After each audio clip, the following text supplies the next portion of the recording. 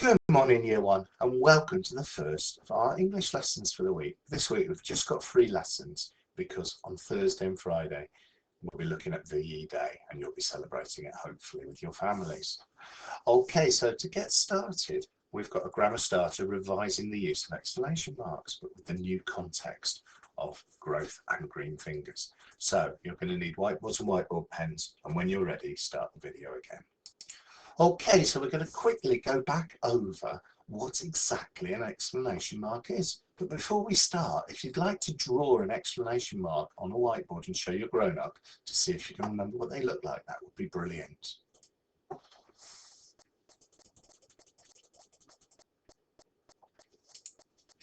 Well, here it is. He looks very happy, doesn't he? And this is an exclamation mark. So it's a line with a dot underneath it, a vertical line. So you can use it in a few ways.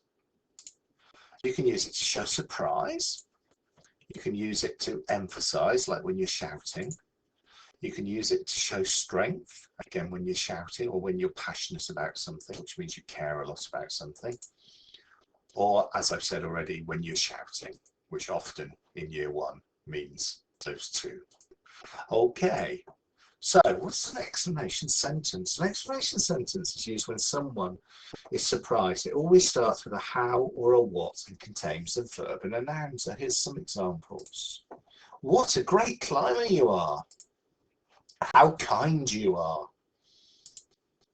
You can have exclamation marks that aren't sentences. These start with how or what but have no verb. What a view. How amazing. But what about other ways we can use an exclamation mark? You can use it for a command. Careful. Wait. Be quiet. Quickly. Slow down. It makes it sound like someone's shouting. You can use it for surprise or excitement. Wow. Lovely. Amazing. Brilliant. Oops. So I want you to compare these sentences. What we want you to do is tell your grown-up which one you think is better and have a go at reading them. And remember, if you're reading them with an exclamation mark, you need to raise your voice. So discuss what the difference is, and when you're ready to start again, start the video. Okay, so generally speaking, the sentences read with exclamation marks sound more exciting, don't they? You put a bit more emotion in them, and you need to be looking for this when you're doing your own reading. It's quite tricky because you have to look ahead to see how a sentence ends. So to sum up, an exclamation mark can be used for an explanation phrase starting with how or what, be used for an explanation sentence that starts with how or what but contains a verb and a noun, so a doing word and something that's concrete, an object, or be used in other ways to show surprise, emphasis, strength, or shouting. So Jack has got a challenge for you. Write sentences of your own using an exclamation mark. And that's all there is for today for the grammar section. So once you've done that, restart the video and we'll be moving on to the main learning. Okay, Year 1, are you ready to be some detectives now? I want you to try to work out what story we're going to be reading about based on the images and the videos that I've selected for you to watch. So grown-ups, you'll find there's 2 video links to different YouTube channels and showing something that's to do with the story that we're going to be doing today. So if you can watch them and then restart the video, that would be brilliant. Okay, welcome back.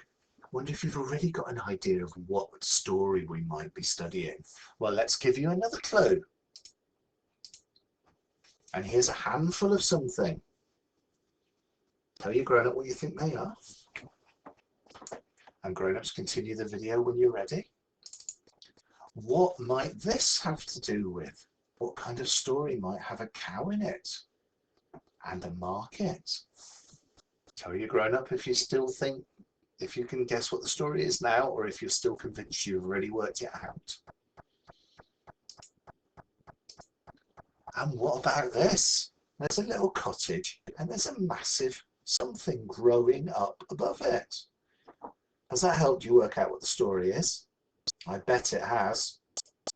So, at the top of your voice, shout what story you think we're studying. That's right, year one. We're going to be looking at Jack and the Beanstalk. And what we want you to be doing is having a go today at drawing a thought web about what you know, what you can think about from Jack and Beanstalk, the title of the story, how that links to what the story's about. So I'm going to give you a couple of ideas of where you might start, but you're going to try to organise as many things as possible from that Jack and the Beanstalk story. So all you need to do, grown-ups, is write Jack and the Beanstalk in the middle of the page, and then your children can have a go at creating a thought web. Okay, so I'm going to give you one idea how you could do this. So you could take, for example, the name Jack, and we could think about the different characters that are in the story from there. So we could write characters, and then you could do off that the different characters. You could even draw pictures of them. You could have a think about the word beanstalk and how that fits in with green growth and green fingers. And you could think about any other feature of the story that hints that what Jack and the Beanstalk might be about. So have a think about the characters, have a think about the setting, have a think about what's in it, the objects and the places it visits, and I even have a think about the way that you've got Beanstalk growing really, really tall and where that leads to. And have a go at creating a thought web telling us everything you know about Jack and the Beanstalk and everything you can deduce from the title. Okay, so that's the task for today. I'm sure you're going to do brilliantly.